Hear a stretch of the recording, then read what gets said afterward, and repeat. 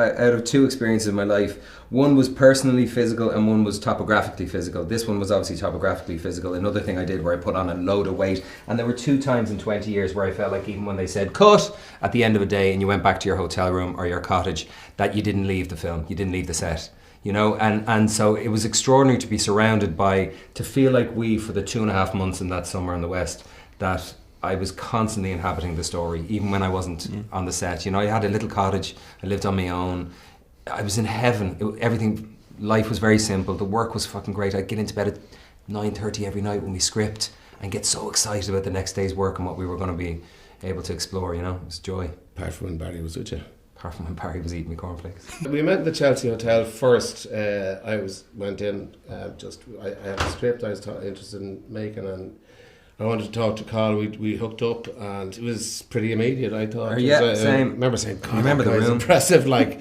No, and it wasn't, it was just, there was a core value that was in some way kind of, we were in the same seam.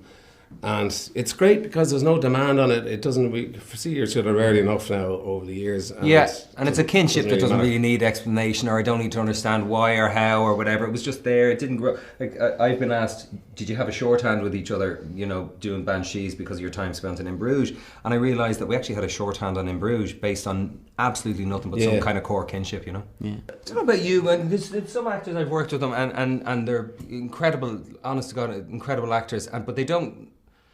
You don't feel that they're going off you in the way that you feel you're going off them. Right. That's all. Do you know what I mean? And I, honest to God, look, do I prepare and do I think about stuff beforehand and wonder what about that and maybe it goes that way and I think I'll bring that into the scene and all that shit. All that can go out the window sometimes. Sometimes you apply it.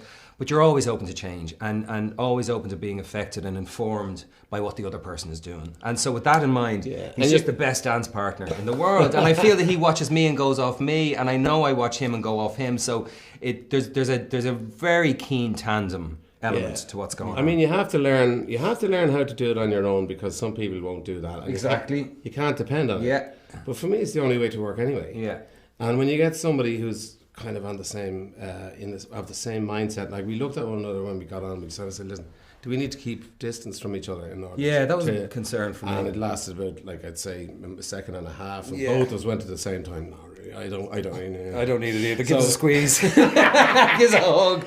No, but I did. I was genuinely a little bit nervous when I read it, because I thought it had been a while, and I knew that Brendan's stuff is really funny to read and it's really funny to watch, but there's a bit in the middle when you're bringing it to life that it's not always very funny. Yeah. Sometimes it is, but he puts you into dark corners as well, and he asks you to fucking truthfully work your way out of them.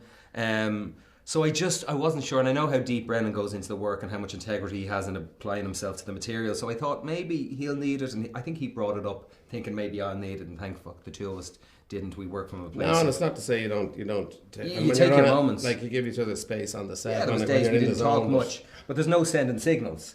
We're not talking because our characters aren't talking. There's none of that. It's just you naturally sometimes gravitate away because you're in the corner trying to go through the scene and get yourself in the headspace and all that. Yeah, and also there was a kind of an aspect of it. Say with Martin, for example, he has a very clear idea of what he had in mind, and then he also casts people that he knows will bring certain elements that maybe.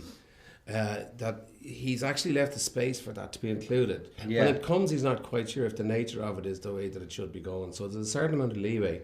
So when you're re-examining the work, and in terms of, I love being able to just say, look, I just want to try something where I take a slightly different attack on it. And I love that. So you just go off the slope and you're kind of going down, and every time, and you're in the same toboggan, you know what I mean? Yeah. So that's where it goes, really. Yeah.